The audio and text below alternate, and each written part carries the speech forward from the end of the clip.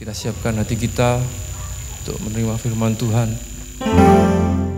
Karena bersama Tuhan ada kekuatan dalam jiwa kita, ada ketenangan dalam hati.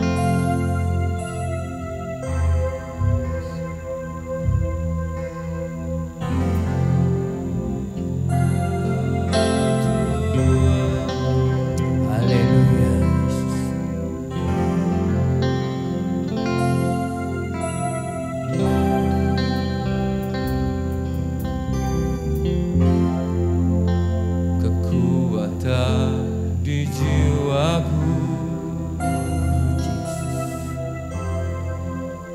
ketenangan batuku, ada dalam hadirat-Mu, menyembah-Mu.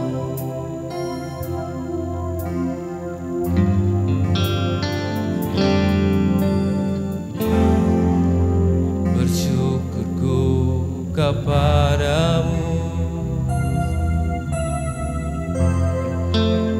rasakan hadirat-Mu,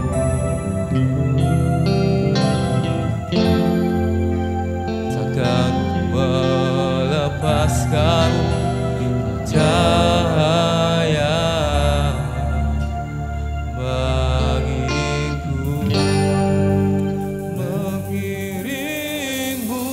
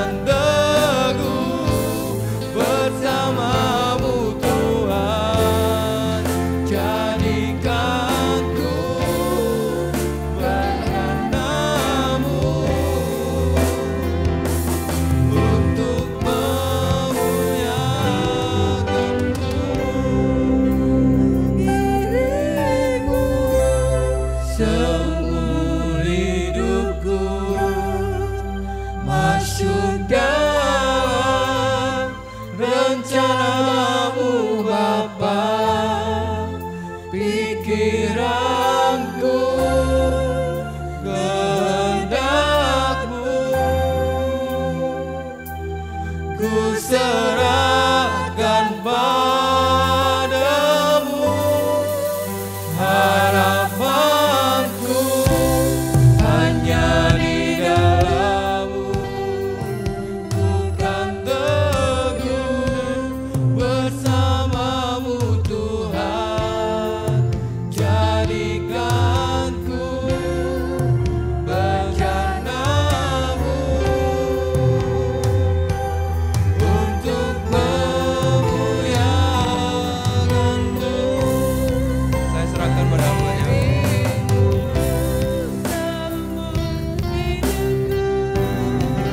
Masuk dalam rencana-Mu Bapa, pikiranku, kehendakku,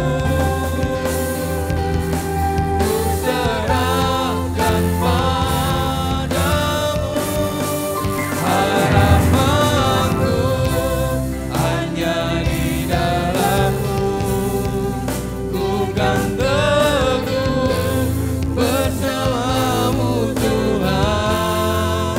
Jadikanku bencanamu untuk memuliakan-Mu. Jadikanku bencanamu. Jadikanku bencanamu.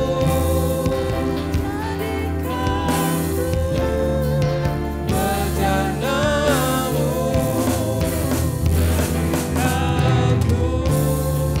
Jadikanku bencanamu untuk memuliakan-Mu.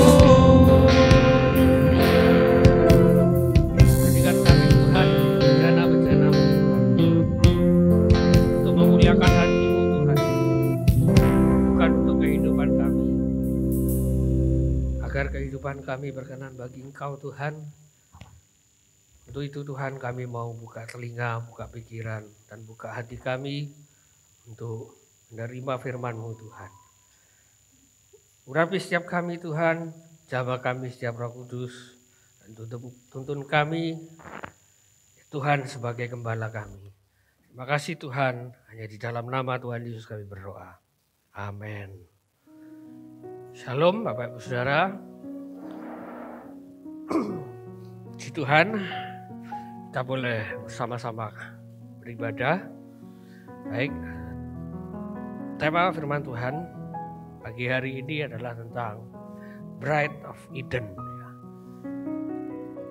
kemanten dari Taman Eden. Nah,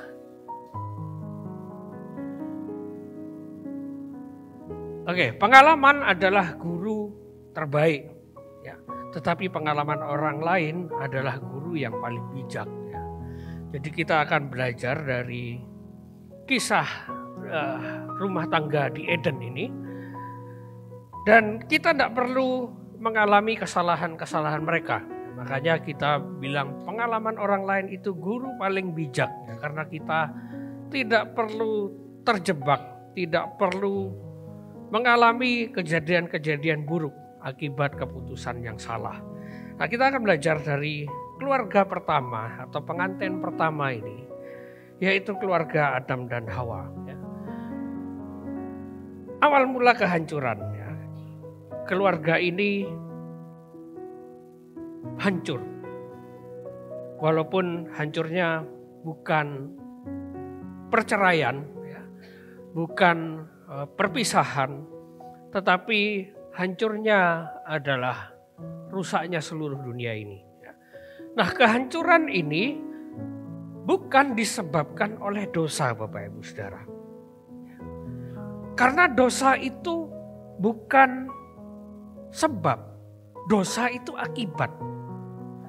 Kalau dosa itu sebab, ya maka keliru ini jadinya. Dosa itu akibat. Karena kerusakan itulah akhirnya orang itu jadi berdosa. Jadi dosa itu adalah akibat. Nah, kita lihat ya, apa terus penyebabnya? Kenapa dunia ini bisa hancur? Keluarga ini juga bisa hancur. Nah, di dalam Kejadian 2 ayat 16 dan 17 di situ dikatakan begini. Lalu Tuhan Allah memberi perintah ini kepada manusia. Semua pohon dan seterusnya. Intinya tidak boleh makan buah dari pohon pengetahuan yang baik dan jahat. Nah, kata manusia di sini itu bukan jamak, tapi tunggal. Jadi Tuhan itu berbicara hanya kepada Adam. Tuhan ngomong sama Adam, tidak ngomong sama Hawa. Nah, tapi kita semua tahu, firman Tuhan juga bilang di dalam Perjanjian Baru mengatakan begini, bahwa perempuan itu dulu, karena perempuan itu. Lalu kalau kita lihat di kitab Kejadian, di Kejadian 4, di situ ditulis bahwa laki-laki itu ditegur Tuhan karena kamu mendengarkan perempuan itu. Nah, jadi Tuhan itu hanya ngomong sama Adam, Hawa enggak. Akhirnya Hawa itu awam dengan firman Tuhan dan Tuhannya, karena Tuhan dan firman-Nya tidak bisa dipisahkan. Jadi Hawa ini tidak pernah dengar langsung yang namanya firman Tuhan. Yang dengar langsung itu Adam. Kita tidak bisa bilang, oh karena Tuhan itu menciptakan Hawa terlambat. Kita tidak bisa bilang begitu. Karena pesan teologis dari Kejadian 1 dan 2 bukan seperti itu. Pesan teologinya adalah semua yang diciptakan Allah itu baik. Tapi secara tersirat manusia itu tidak sempurna. Dia hanya baik, tidak sempurna. Karena yang sempurna hanya Yesus Kristus, Bapak Ibu Saudara. Tuhan cuma bilang, semua yang aku ciptakan baik. Tapi tidak ada yang sempurna. Kalau Tuhan bisa menciptakan sesuatu yang sempurna, maka Tuhan harus menciptakan dirinya sendiri. Atau Tuhan menciptakan Tuhan, dan itu tidak mungkin. Nah, pesan teologinya adalah Tuhan ingin mengajarkan bahwa manusia itu tidak sempurna. Maka butuh yang sempurna, yaitu firman dan perintahnya. Terlambat atau tidak terlambat Hawa itu diciptakan, mereka tetap jatuh di dalam dosa, Bapak Ibu Saudara. Hawa duluan atau Adam duluan, tetap manusia itu tetap akan jatuh di dalam dosa. Kenapa? Karena memang tidak sempurna. Jadi memang itu, memang manusia tidak sempurna. Nah, kita kembali supaya tidak terlalu melebar kemana-mana. Nah, Tuhan pengen ngajar di sini. Adam itu yang mendengar firman, Hawa tidak.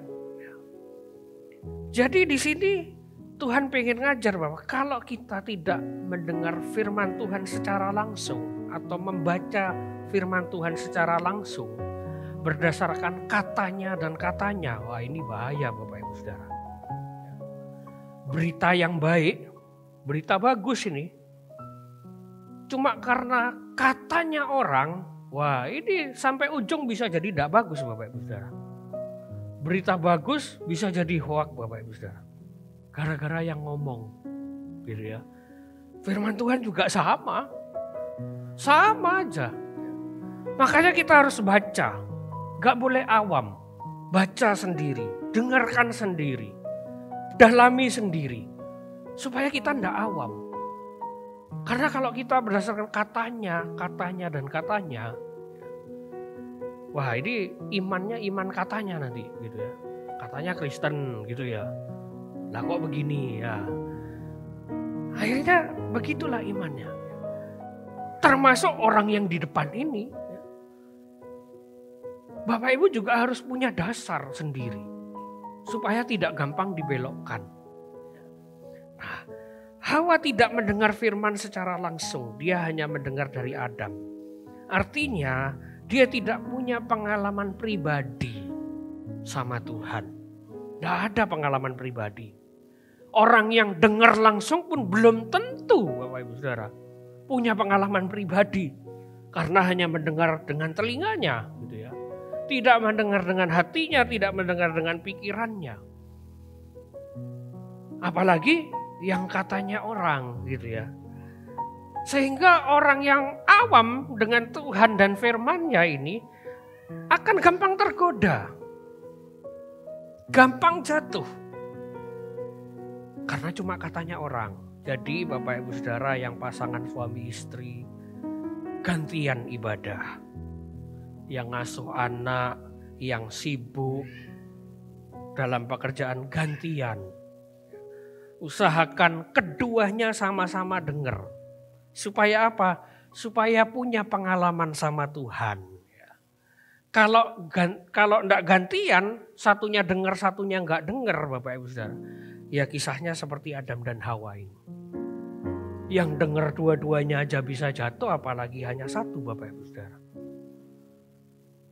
Apalagi enggak dua-duanya gitu ya. Jadi jangan sampai awam.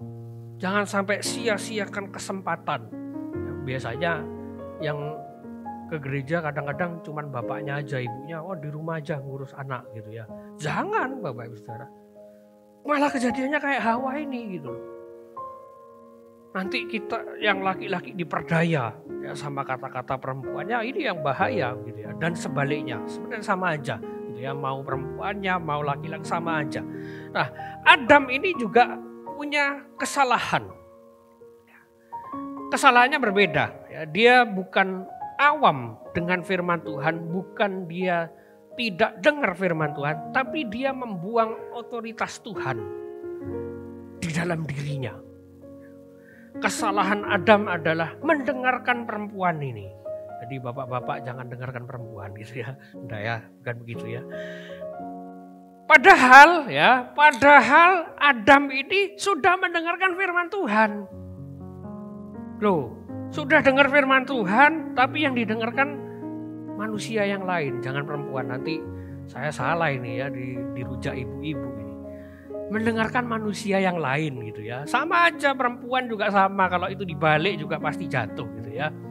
Nah, jadi otoritasnya itu diserahkan sama perempuan ini. Celakanya perempuan ini tidak menyerahkan otoritasnya kepada Tuhan, tapi diserahkan kepada binatang. Makanya pada akhirnya manusia itu tidak lagi berkuasa atas binatang. Makanya seperti itu. Jadi enggak usah bingung. Loh, dulu zaman dinosaurus itu hidup berapa juta tahun yang lalu. Itu film Jurassic Park, Bapak Ibu Saudara. Jangan percaya itu. Saya diajar di kampus saya, 2 kampus yang berbeda. Ngomongnya sama. Bumi kita itu umurnya kalau enggak 6.000 ya 11.000. Tergantung pakai kalender mana gitu ya. Artinya masih muda sekali umur bumi ini. Bukan berjuta-juta tahun. Loh, terus Adam gimana hidup sama dinosaurus? Loh, otoritas itu ada kok. Dia bilang, hey T-Rex gitu ya. Makan itu apel, dimakan. Otoritasnya ada, Tuhan kasih otoritas. Tuhan bilang, taklukkanlah, Tuhan kasih otoritas. Tapi setelah kejatuhan di dalam dosa, otoritasnya hilang Bapak Ibu Saudara. Jadi manusia jadi diburu sama binatang. Ya buru-buruan akhirnya balik kan.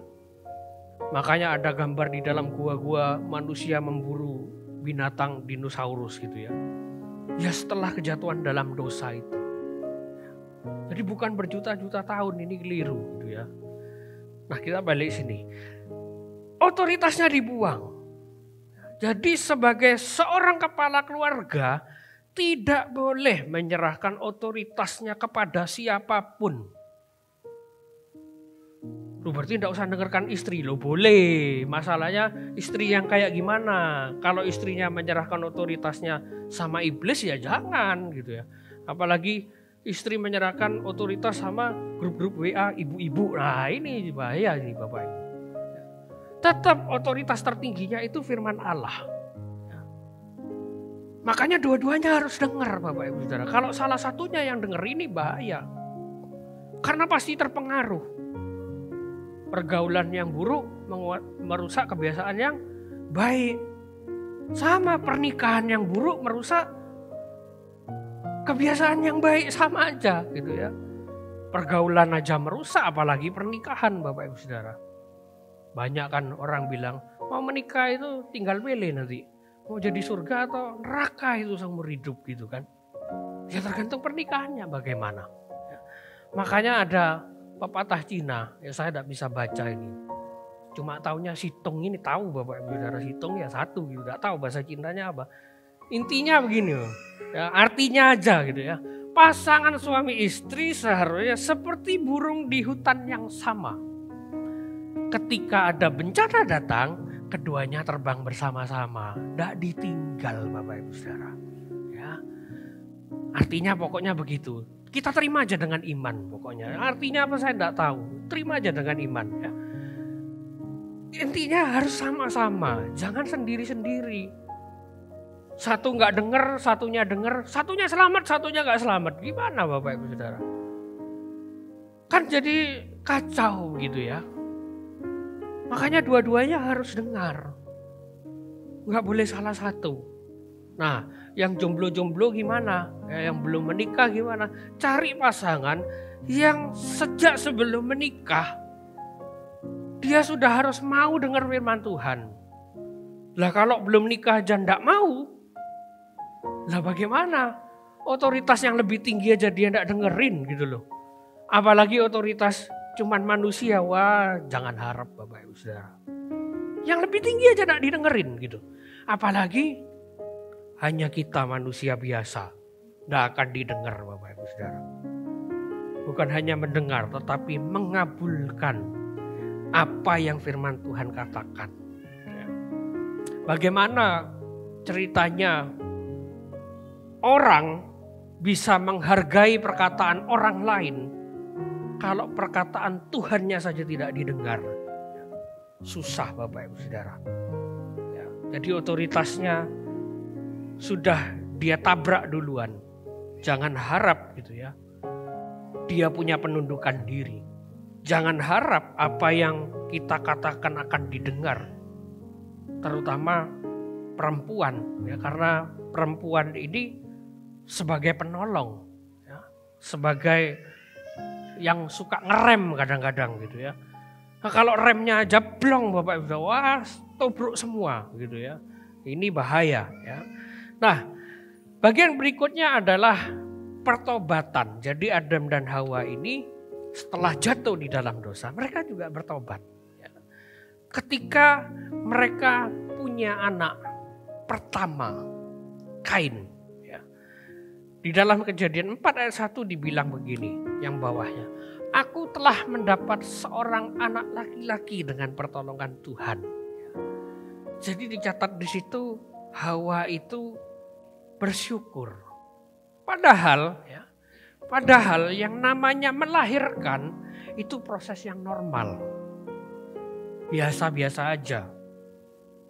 Manusia menikah, hamil, ya melahirkan. Pasti begitu. Nggak mungkin kan melahirkan terus hamil. Kebalik ini. Hamil, melahirkan. Itu normal. Apalagi zaman itu manusia masih sangat sehat.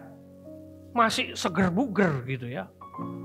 Walaupun sudah jatuh di dalam kutukan, tetapi itu proses yang wajar. Karena beranak cucu itu bukan perintah setelah Adam jatuh dalam dosa. Sebelumnya sudah dikasih. Artinya sudah bisa beranak pinak sebelum jatuh di dalam dosa. Jadi ini proses yang normal. Tapi Hawa mengucap syukur sama Tuhan. Aku telah mendapat seorang anak laki-laki dengan pertolongan Tuhan. Ini yang tafsir bebas. Akan bilang, oh Tuhan itu jadi bidan. Ini ngawur Bapak Ibu Saudara. Bukan seperti itu. Ya. Tapi ada kekuatan dari Tuhan yang menolong dia melewati kutukan itu gitu ya. Masa Tuhan dijadikan bidan ya. Nah, tapi pada akhirnya Kain menjadi seorang pembunuh. Kenapa? Ya, kenapa Kain ini menjadi seorang pembunuh? Karena dia kehilangan iman. Di dalam Ibrani 11 ayat 4 dikatakan begini. Karena iman. Nah, Habel telah mempersembahkan kepada Allah korban yang lebih baik. Nah, daripada korban Kain. Jadi secara tersirat, tidak secara tertulis, secara tersirat, Kain ini tidak punya iman, Bapak Ibu Saudara. Nah, kalau tidak punya iman, siapa yang salah? Apakah salahnya Kain? Enggak. Tapi salah keduanya, Adam dan Hawa. Loh kenapa? Iman itu bisa diwariskan, kenapa tidak diwariskan? Gitu kan? Ada pemahaman-pemahaman tentang iman. Oh, iman itu ada iman sejarah. Dulu pernah mengalami misalnya mujizat. Terus sekarang enggak, itu iman sejarah. Ada iman warisan karena keluarganya Kristen. Loh ya harus diwariskan. Memang iman itu harus diwariskan. Enggak bisa enggak diwariskan. Orang tua yang mendidik. Siapa yang salah? Bukan murni salahnya Hawa. Oh, salahnya Hawa ini tidak mendidik. Adam dan Hawa punya kesalahan masing-masing, Bapak Ibu Saudara. Indikasi kuatnya adalah karena Kain itu disuruh jaga adiknya. Karena waktu mau membunuh, Kain dibilang memangnya aku menjaga adikku gitu ya. Ya indikasi kuatnya ke sana. Kain disuruh urusi adiknya, Kain urusi adik-adikmu gitu ya. Papa mama sibuk bekerja gitu ya. Papa mama sibuk nanam padi, nanam apa buat makan begitu ya. Karena zaman dulu tidak bisa beli, harus usaha sendiri. Karena mungkin Adam dan Hawa ini sibuk untuk memenuhi kebutuhan pangan, akhirnya Adam dan Hawa tidak sempat mengajarkan tentang iman kepada Kain. Kain disuruh jaga adik-adiknya. Jadi jangan terlalu sibuk Bapak Ibu Saudara. Saya juga di rumah, walaupun di rumah gitu ya, banyak sekali rasanya dikerjakan. Sampai beberapa minggu, beberapa bulan ini tidak sempat main sama anak saya gitu. Jangan terlalu sibuk. Ya, akhirnya kalau terlalu sibuk, rusaklah rumah tangga. Ya. Nah pelajarannya apa yang bisa diambil ya? Pertobatan itu tidak serta-merta menjadikan manusia itu otomatis menjadi suci permanen. Ini kabar buruknya. Karena ada aliran-aliran Kristen yang demikian. Ketika kamu bertobat, mengaku dosamu, kamu suci 100%. Wah ini bahaya Bapak Ibu. Jadi sekali mengaku dosa, dosanya tidak diperhitungkan lagi ke depannya. Banyak yang seperti itu.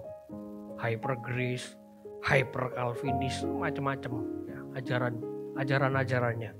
Bahkan ada yang aliran menyogok Tuhan dengan persembahan, ada yang seperti itu. Yang namanya pertobatan justru akan menambah rintangan, tantangan. Justru akan menambah ujian. Lo ikut Tuhan kok jadi gini, lo kok ikut Tuhan kok ndak enak gitu ya. Ya memang ndak enak Bapak Ibu Saudara. Siapa yang bilang ikut Tuhan itu enak? Ndak ada. Ada pendeta itu, ya makanya jangan pakai katanya-katanya itu. Alkitab kita ndak pernah ngomong ikut Tuhan itu enak, ndak ada Bapak Ibu Saudara. Nanti baru enak. Nanti ketika masuk ke kerajaan, kalau belum masuk ya ndak enak. Sangkal diri pikul salib kan. Jadi ketika ada pertobatan itu masih ada resiko kita jatuh di dalam dosa. Masih ada duri di dalam daging dan selalu akan ada duri di dalam daging. Karena manusia masih sangat bisa jatuh di dalam dosa. Nah tinggal kita jatuh mau di lubang yang sama atau enggak gitu ya. Kalau jatuhnya di lubang yang sama ya berarti belum bertobat. Jangan jatuh di lubang yang sama gitu ya. Nah pelajarannya yang kedua adalah kehendak bebas itu dikembalikan ketika orang itu bertobat. Nah definisi kehendak bebas ini agaknya seringkali disalah mengerti Bapak Ibu Saudara. Kehendak bebas itu bukan berarti oh aku mau ke gereja pilih baju warna merah atau warna biru. Nah itu bukan kehendak bebas gitu ya. Yang namanya kehendak bebas itu kehendak untuk memilih yang baik dan yang jahat. Itu kehendak bebas. Jadi jangan ditafsir macam-macam kehendak bebas ini. kalau ditafsirkan seperti itu, wah ini repot Bapak Ibu Saudara. Ada seorang pendeta yang mengajarkan begini, saya sedang minum, lalu kalau saya minum gelasnya jatuh, itu kehendak Tuhan katanya. Wah ini kan,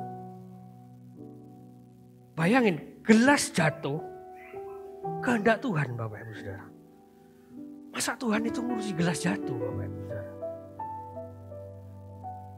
Jadi kehendak bebas itu adalah kehendak untuk memilih yang baik dan yang jahat. Ini dikembalikan kepada manusia. Makanya sejak manusia jatuh di dalam dosa, mereka bisa pilih. Mau pilih baik atau jahat, itu namanya kehendak bebas. Nah ini dikembalikan. Dikembalikan supaya bisa memilih. Karena sebelum ada pertobatan, Rasul Paulus bilang gini, tidak ada yang benar. Seorang pun tidak. Kalau kita baca di ayat-ayat berikutnya, bahkan dikatakan kerongkongannya tidak ada kebenaran sekalipun. Gitu ya. Tidak ada seorang pun yang mencari Allah. Gitu ya. Nah pelajaran berikutnya apa? Nah sudah bisa ditebak dari gambarnya ini. Berantem.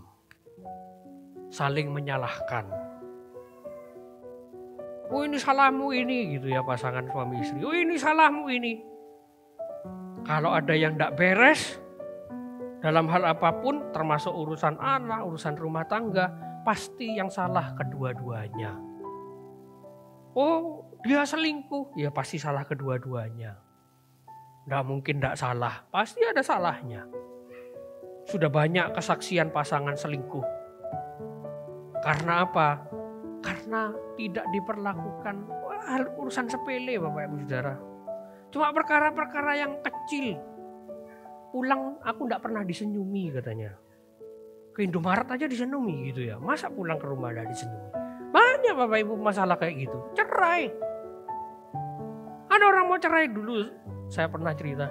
Gara-gara duit 5.000 Bapak Ibu Saudara. Saya ke rumahnya, disuguhilah minuman. Berantem Bapak Ibu Saudara, gara-gara minuman saya. Aduh, ribut mau cerai di belakang. Saya sampai, aduh masa gara-gara teh pucuk ini. Orang mau cerai Bapak Ibu Saudara. Waduh, cuma gara-gara urusan sepele. Ya salah kedua-duanya, introspeksi dua-duanya, jangan cuma salah satu. Gitu.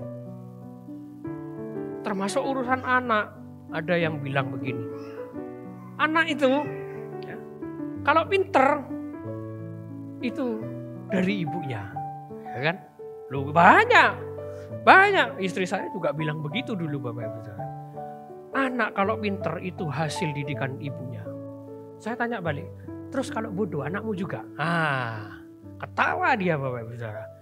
Kalau bodoh, berarti nurun ibunya juga dong. Nggak bisa gitu kan? Nggak bisa gitu. Nggak bisa salah satu. Nanti dua-duanya gitu loh. Ya kan banyak ajaran-ajaran kayak gitu. Jadi kalau milih pasangan, pilih perempuan, pilih yang pintar. Nggak ada hubungannya. Apa hubungannya gitu loh. Anak itu tercipta dari kedua orang tua. Kok bisa kalau cerdas itu pasti ibunya. Nah, kalau bodoh ibunya juga. Nggak mau disalahin Bapak Ibu. Gak mau ngambul kalau gitu ya. Jadi jangan sampai kita terjebak sama ajaran-ajaran di luar sana yang ngajar ndak bener. Oh kalau ini anaknya nakal, ini gara-gara ibunya nih. Oh pasti nurun bapaknya, ya salah dua-duanya gitu loh. Ada dulu yang ngajar, yang cerita, dia bukan ngajar cerita sama saya. Anakku nakal, tahu gara-gara apa? Gara-gara waktu hamil mamanya itu anduan tuh dikalungi Bapak. Apa coba kaitannya? Saya tidak ngerti. Hubungannya apa? Katanya orang, hubungannya apa? Sudah itu saya dididik dari gitu turun-temurun. Dari emak. Percaya saja dengan iman. Ya karepmu gitu. Karepmu. Ya yang salah kamu gitu loh. Kenapa percaya dengan itu dan tidak mendidik anakmu? Gitu kan? Jadi jangan saling membalas Bapak Ibu Saudara juga ya. Oh, ibunya begini. Bapaknya bilang, "Lek ngono ae aku ya isa," gitu ya. Wah, kamu belanja-belanja terus, aku juga bisa. Wah, ini rusak. Karena rumah tangga di Eden, saya pernah sampaikan beberapa kali. Ketika satu bertahan, perlindungan Tuhan masih ada. Ya.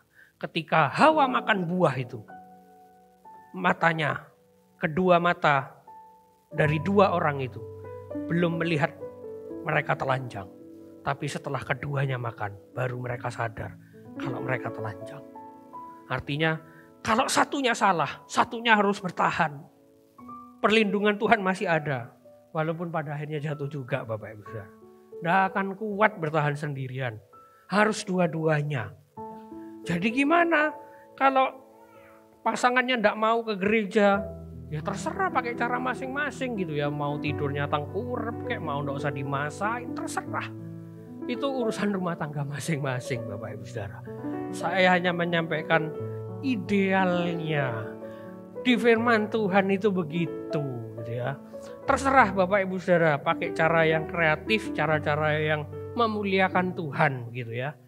Nah, lalu rumah tangga ini mengalami kehancuran kedua. Ketika Kain membunuh adiknya Habel. Ya. Ketika dia bunuh itulah kehancuran yang kedua. Walaupun Adam dan Hawa tidak secara langsung ya, terlibat di dalam peristiwa ini. Tapi mereka kena dampaknya. Nah, Kain itu punya kesempatan untuk tidak membunuh Habel. Dia punya kesempatan. Ya. Di dalam Kejadian 4 ayat 6 dan 7 dibilang gini. Firman Tuhan kepada Kain, kenapa hatimu panas dan mukamu muram? Ya. Apakah mukamu tidak akan berseri jika engkau berbuat baik? Tapi jika engkau tidak berbuat baik, dosa sudah mengintip. Ia sangat menggoda. Tetapi engkau harus berkuasa atasnya. Setelah itu di ayat 8, Kain ngajak Habelnya, "Dek, ayo dek, main dek," gitu ya. Dipukul lah gitu ya. Pesannya apa? Ya.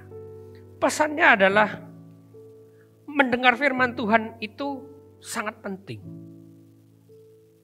Kain dengar firman Tuhan.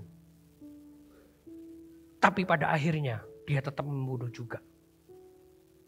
Ya. Kalau mendengar saja tidak penting, ya susah Bapak-Bapak Saudara. Mendengar saja tidak mau, jangan harap firman Tuhan itu bisa dilakukan, gitu ya. Bagaimana mungkin mendengarkan Tuhan yang tidak berupa, jika mendengarkan manusia yang berupa saja dia tidak mau. Nah, yang lebih penting dari mendengarkan adalah koreksi diri. Di khotbah yang lalu sudah saya sampaikan tentang Shema Yisrael. Bagaimana kita tidak hanya mendengar, tetapi mengabulkan dan melaksanakan. Tidak hanya dengar dengan telinga, tapi dilaksanakan. Ini yang tidak kalah penting dari hanya sekedar mendengar. Bible study is the highest worship. Koreksi diri lewat firman Tuhan itu penyembahan yang tertinggi daripada penyembahan-penyembahan yang lain. Jadi mendengarkan firman Tuhan jangan hanya dengan telinga.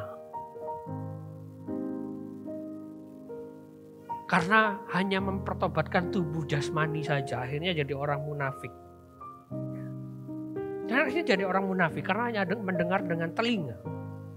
Mendengar itu bukan dengan telinga saja tapi dengan pikiran, dengan hati. Supaya firman Tuhan itu masuk benar-benar di dalam hati. Tidak masuk cuma di telinga, di pikiran, mental Bapak Ibu Saudara. Ya. Harus masuk di dalam hati. Ya. Nah, pelajaran berikutnya adalah jangan membiarkan dosa itu berdiam di dalam diri kita. Kain itu membiarkan dosa ada di dalam dirinya. Bapak Ibu Saudara juga sama. Kita jangan membiarkan dosa itu ada di dalam diri kita. Kalau dosa itu berdiam, nah ini jadi belenggu Bapak Ibu Saudara. Kain itu menyimpan dosa. Menyimpan yang namanya sakit hati. Mungkin karena terlalu sering disuruh-suruh orang tuanya. Jagan Habel adikmu gitu ya. Jagan Habel adikmu, papa mama lagi sibuk gitu ya. Jaga lagi adiknya Habel, belum ada adiknya ya. Jangan pokoknya papa mama sibuk gitu ya. Akhirnya Kain sakit hati dan dia simpan dosa. Ya. Dalam Yudas 1 ayat 11 dikatakan begini. Celakalah mereka karena mereka mengikuti jalan yang ditempuh Kain. Dan karena mereka oleh sebab upah menceburkan diri ke dalam kesesatan. Jadi Bileam itu kalau kita baca kisahnya di dalam Bilangan 22 sampai 24, Bileam itu hidup di dalam dosa. Akhirnya Bileam itu mempengaruhi banyak orang. Kain juga sama. Dia hidup di dalam dosa. Sakit hati, tidak gampang mengampuni. Ketika disuruh sama orang tuanya, merengut mukanya gitu ya. Muram mukanya. Jengkel, saking jengkelnya, tak bunuh saja adikku gitu ya. Karena setelah adikku ndak ada, aku bebas gitu ya. Kain seperti itu akhirnya mempengaruhi siapa? Keturunan-keturunannya Bapak Ibu Saudara. Kalau kita baca itu kitab Kejadian dibagi dua keturunan. Keturunan Kain sama keturunan Set. Keturunannya Kain hancur semua Bapak Ibu Saudara. Hancur semua. Padahal nama-namanya bagus Bapak Ibu Saudara. Mahalalel, banyak Bapak Ibu Saudara namanya bagus-bagus. Artinya bagus-bagus. Jadi kita jangan tertipu sama nama yang jomblo-jomblo. Oh bagus namanya Daniel. Wah. Kelakuannya kayak Nebukadnezar Bapak Ibu Saudara. Jadi kalau pilih pasangan jangan lihat namanya. Lihat bagaimana kehidupannya. Kain itu seperti itu. Dia hanya mendengar dengan telinga. Tidak mendengarkan, tidak mengabulkan, tidak melaksanakan firman Tuhan. Maka firman Tuhan tidak pernah memenangkan. Jadi jangan simpan dosa. Don't let anything destroy you after Jesus restore you. Jangan biarkan apapun menghancurkan kita setelah Tuhan Yesus menebus kita. Bagian yang terakhir. Belajar dari the last Adam. Adam terakhir. Karena dari keluarga dan Adam dan Hawa, kita tahu mereka hancur. Tapi endingnya, ya, kita lihat ya masih ada hubungannya Adam terakhir dengan kemanten dari Taman Eden ini, gitu ya. Apa hubungannya? Ya. Nah, Adam dan Hawa itu mengalami kesedihan yang luar biasa sejak pembunuhan Kain. Ya, Kain membunuh Habel. Adam dan Hawa begitu sedih. Karena Adam dan Hawa bukan hanya kehilangan Habel. Dia juga kehilangan Kain. Kain mengembara, pergi. Adam dan Hawa kehilangan kedua anaknya. Bukan hanya kehilangan satu. Di situ terjadi pertobatan yang ketiga. Adam dan Hawa memperanakkan Set. Nah, kita lihat Kejadian 5 ayat 3. Setelah Adam hidup 130 tahun, ia memperanakkan seorang laki-laki menurut rupa dan gambarnya. Lalu memberi nama Set kepadanya. Kata-kata ini penting. Memperanakkan seorang anak laki-laki menurut rupa dan gambarnya. Adam setelah jatuh dalam dosa hancur. Hancur. Gambar Tuhan itu hancur. Tapi masih ada kepingan-kepingan kecil. Masih ada kebaikan-kebaikan yang tersisa dari Taman Eden. Jadi Adam dan Hawa ini mereka cuma manusia yang unik gitu ya. Karena mereka berdua lah yang hanya saksinya gitu ya. Dari Taman Eden. Jadi mereka masih ada kepingan-kepingan. Adam dan Hawa memperanakkan seorang laki-laki menurut rupa dan gambarnya. Adam mewariskan imannya. Diwariskan lagi imannya. Karena sebelumnya sibuk dengan urusan Adam dan Hawa.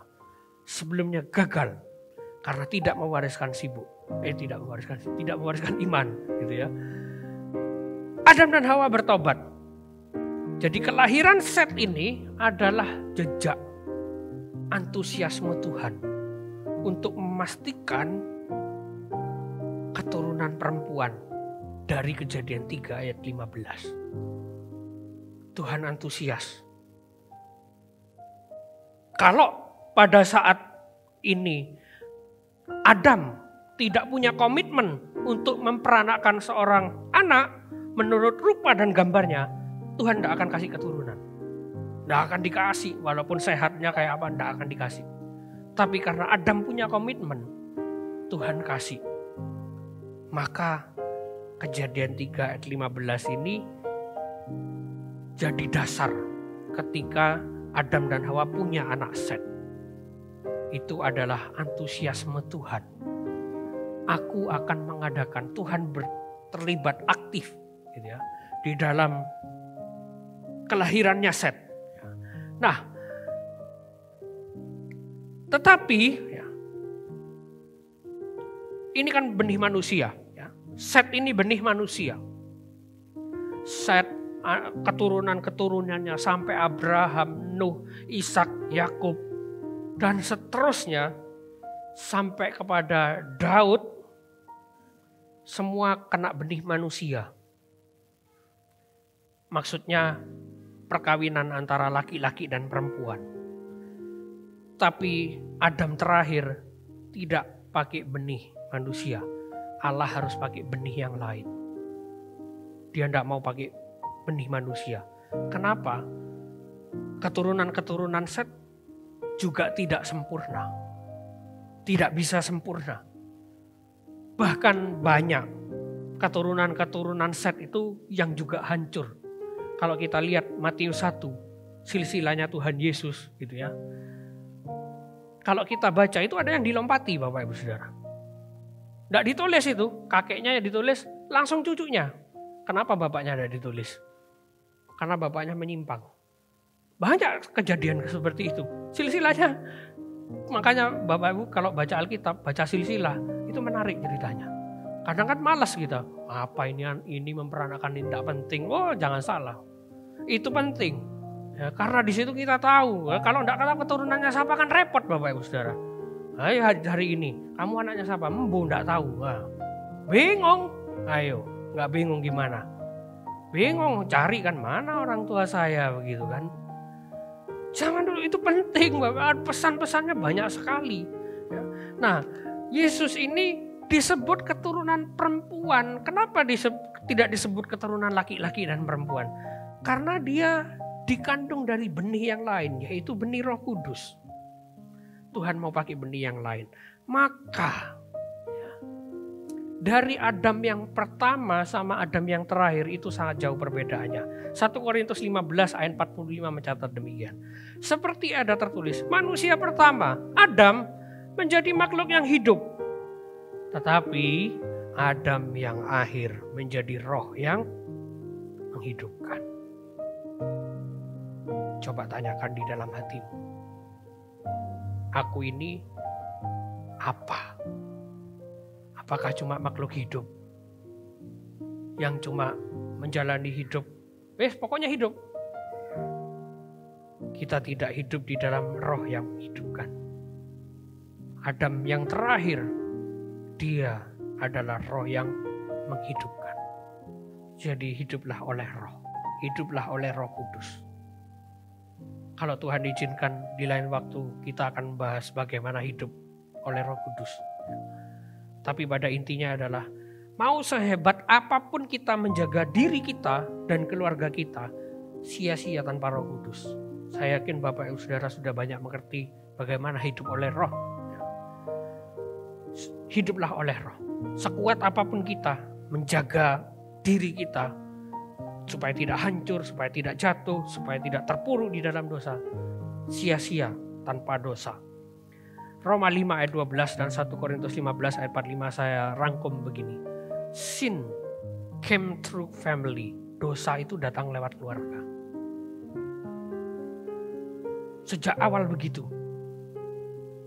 Kain itu dari mana dosanya? Dari orang tua. Keturunan-keturunannya dari mana? Dari keluarga. Dosa itu datang dari keluarga. Tapi Yesus datang menjadi daging, become flesh. to make us his family, untuk menjadikan kita keluarganya, kita dijadikan mempelainya. Dan ketika Tuhan Yesus dan Holy Spirit, Roh Kudus berbicara, they bring our family to life. Dia akan membawa keluarga kita ke dalam kehidupan. Karena dia roh yang menghidupkan. Saya undang pemain musik dan tim pujian. Saya tutup dengan ilustrasi. Ini apa Bapak Ibu? Telur. Telur itu diumpamakan seperti pertobatan di dalam diri kita. Telur itu kalau dipecahkan, memasak telur mata sapi, kita pecahkan. Dengan kekuatan dari luar, dia akan mati. Dah hidup Bapak Ibu. Mati. Enak. Telur dadar, omelet, macam-macam. Sudah lapar kan Bapak Ibu Saudara? Enak. Tapi tidak ada kehidupan di dalamnya. Tapi ketika telur itu dipecahkan oleh kekuatan dari dalam, dia punya kehidupan yang baru. Hal-hal besar di dalam hidup kita, di dalam rumah tangga kita, hanya akan terjadi dimulai dari dalam. Dari iman, dari nurani kita, di mana Roh Kudus berdiam di situ. Ketika kita setia mendengar, mengubah hidup kita mulai dari perkara-perkara yang kecil, dari perkara rumah tangga, maka perkara-perkara yang besar akan Tuhan limpahkan kepada kita. Biarkan Roh Kudus bekerja di dalam hatimu, buka hatimu, agar Roh Kudus menjamahmu. Mari kita bangkit berdiri Bapak Ibu Saudara.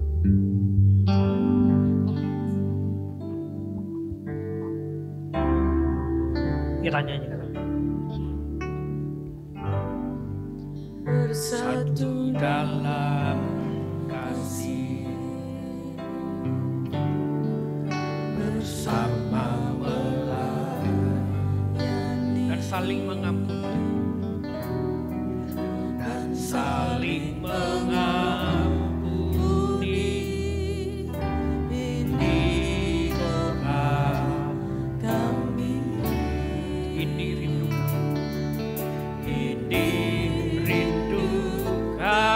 aku dan seisi rumahku,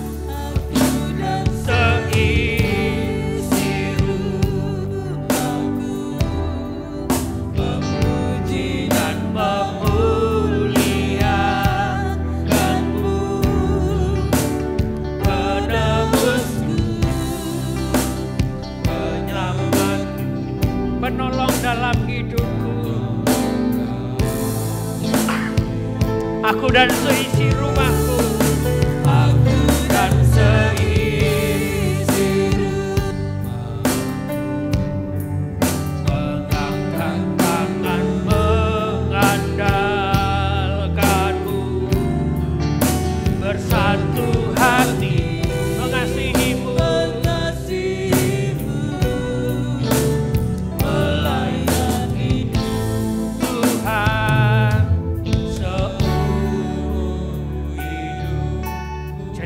Ini doa bagi rumah kita. Kita mau bersatu di dalam rumah kita. bersatu dalam Amin. bersama melayani Dan saling mengampuni. dan saling mengampuni. Ini doa kami Tuhan. Ini rindu kami. Kami rindu seisi rumah kami memuji dan memuliakan-Mu Tuhan. Aku dan seisi rumah memuji dan memuliakan-Mu, penebusku, penyelamatku, penolong dalam hidupku. Aku dan seisi rumah, Dan seisi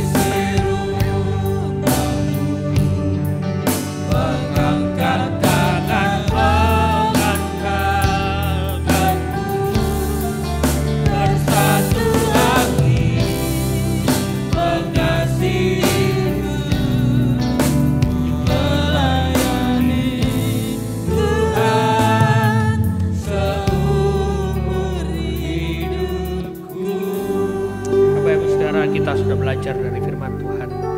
Bagaimana firman Tuhan mengajarkan kepada kita bahwa hiduplah oleh Roh, hiduplah di dalam Tuhan, agar kita dan seisi rumah kita memuji dan memuliakan Tuhan, Sang Penebus, Sang Penyelamat, Sang Penolong kita. Kita mau hidup mengandalkan Dia di dalam rumah tangga kita. Bukan hanya kita sebagai pasangan, tetapi anak-anak kita. Tapi melalui kitalah orang-orang tua, anak-anak juga, yang akan bisa memenangkan seisi rumah kita. Lewat mana? Dari dalam diri kita, dari dalam hati nurani kita. Datanglah kepada Tuhan, Bapak Ibu Saudara. Buka hatimu agar dijamah oleh Roh Kudus, agar dijamah oleh kuasa dan kasih-Nya. Sehingga kehidupan kita, bukan kita lagi yang hidup. Kita bisa belajar dari firman Tuhan. Roh Kudus akan mengingatkan kita dari betapa hebatnya firman Tuhan mengajarkan kepada kita. Agar kehidupan kita dipenuhi api kemuliaan Tuhan. Biar belas kasih Anu Bapa penuhi hati kami, curahkan kuasa Roh Kudus, api kemuliaan, bakar setiap hati kami Tuhan.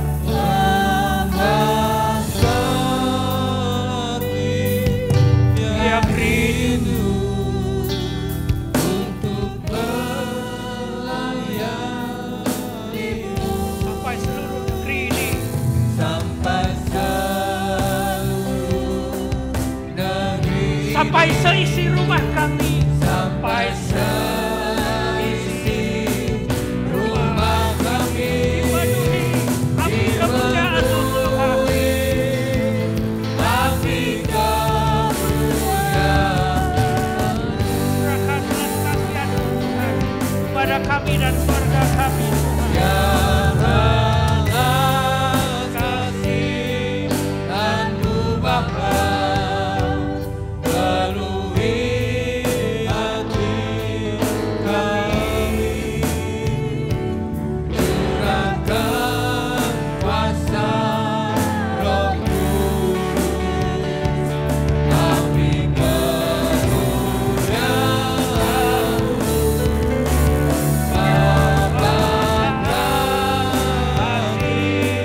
yang rindu Melayani-Mu Tuhan,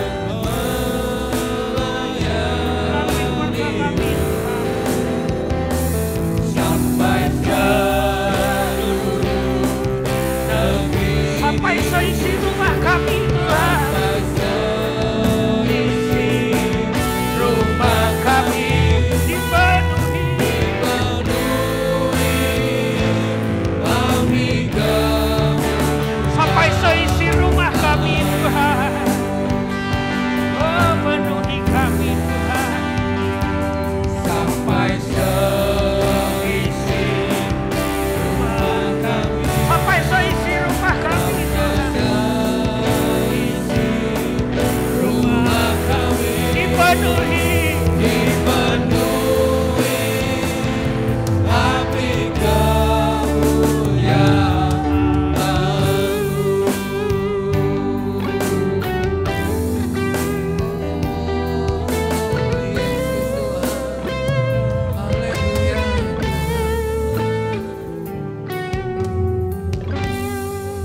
Allah yang Maha Besar yang hadir di tengah-tengah kami pada saat ini. Terima kasih untuk pimpinan-Mu dalam ibadah kami. Terima kasih untuk berkat-berkat-Mu yang Kau limpahkan ya Tuhan kepada kami. Kami juga bersyukur untuk pemeliharaan-Mu selama ini atas hidup kami ya Tuhan. Jika kami ada sebagaimana kami ada pagi hari ini, kami boleh persembahkan hidup kami pada akhir ibadah kami. Untuk memuliakan Tuhan, menjadikan Kau sebagai Tuhan yang kami layani sepanjang hidup kami. Tuhan, inilah kami ya Tuhan, dan segala persembahan kami Kami percaya Tuhan akan menyertai kami pada hari-hari mendatang dengan hikmat-Mu, dengan kekuatan-Mu ya Tuhan, agar kami mampu menghadapi apapun yang harus kami selesaikan, yang harus kami hadapi pada hari-hari yang akan datang. Kami menyerahkan seluruh keluarga kami, anak-anak kami semua. Berkatilah mereka ya Tuhan, juga anak-anak yang bersekolah dimanapun mereka. Berkati sekolah mereka. Kami juga berdoa khusus untuk Sekolah Bintang Harapan. Tuhan terus pakai sekolah ini untuk kemuliaan-Mu ya Tuhan. Terima kasih Bapa, kami menyerahkan sekali lagi hidup kami dan seluruh ibadah kami pagi hari kepada-Mu. Di dalam satu nama yang terhormat, nama Yesus Tuhan dan Juru Selamat kami. Bapa kami yang di surga, dikuduskanlah nama-Mu. Datanglah kerajaan-Mu, jadilah kehendak-Mu di bumi seperti di surga. Berikanlah kami pada hari ini makan kami yang secukupnya, dan ampunilah kami akan kesalahan kami, seperti kami juga mengampuni orang yang bersalah kepada kami. Dan jangan bawa kami ke dalam pencobaan, tapi lepaskanlah kami daripada yang jahat. Karena Engkau-lah yang punya kerajaan, kuasa, dan kemuliaan sampai selama-lamanya. Amin. Kita berkati Indonesia di dalam nama Tuhan Yesus Kristus. Diberkatilah Indonesia. Amin. Diberkatilah dengan keselamatan. Amin. Diberkatilah dengan damai sejahtera. Amin. Diberkatilah dengan keamanan. Amin. Diberkatilah dengan kemakmuran. Amin. Diberkatilah dengan kesehatan. Amin. Diberkatilah presiden dan pemimpin di daerah-daerah. Amin. Diberkatilah Kabupaten Probolinggo. Amin. Diberkatilah orang-orang percaya di Kabupaten Probolinggo. Amin. Sekarang jemaat Tuhan yang dikasihi Tuhan, terimalah dan turunlah atasmu berkat dari Allah Bapa itu. Biarlah kekuatannya menyertai engkau, dilakukanlah apa yang terbaik dalam hidupmu. Dan Yesus Kristus dengan damai sejahteranya mengawali hati dan pikiran saudara. Roh Kudus menuntun, mengurapi dan memakai saudara sekalian jadi berkat bagi banyak orang. Dalam nama Yesus Kristus. Amin.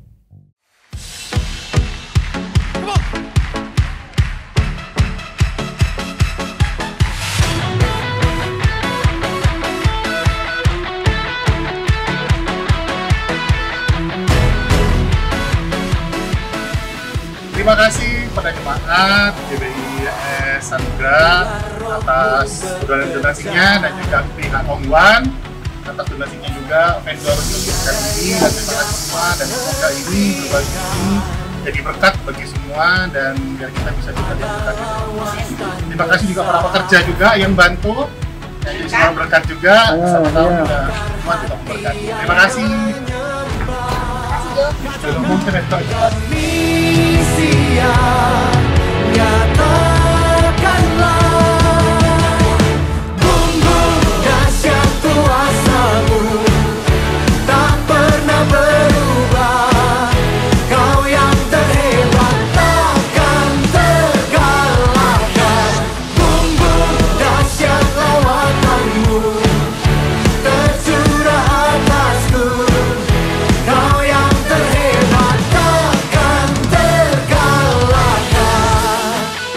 Yang paling meriah bagi Tuhan kita.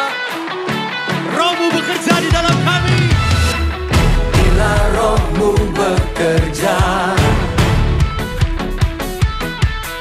tiada yang dapat hentikan. Selesai ibadah makan paku, tapi tidak dikunyah. Terima kasih Bapak Ibu buat kemurahan hatinya.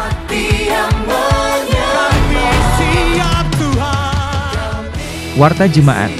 Mari seluruh jemaat bergabung dalam komunitas sel untuk bertumbuh bersama-sama, belajar dan saling berbagi. Untuk penempatan komsel dapat menghubungi Bapak Gembala. Ibadah doa dan komunitas doa pelayan Tuhan hari Jumat pukul 6 sore, online dan onsite. Ibadah pemuda remaja hari Sabtu pukul 4 sore. Ibadah raya pertama pukul setengah 7 pagi. Ibadah sekolah minggu pukul setengah 9 pagi. Ibadah raya kedua pukul 4 sore. Selamat ulang tahun kepada jemaat yang berulang tahun dalam minggu ini. Kiranya Tuhan memberi kesehatan, kedewasaan rohani, berkat dan damai sejahtera. Hari Rabu, ada ibadah gabungan pria dan wanita, pukul 5 sore di gereja. Ayo dateng ya. Tuhan Yesus memberkati.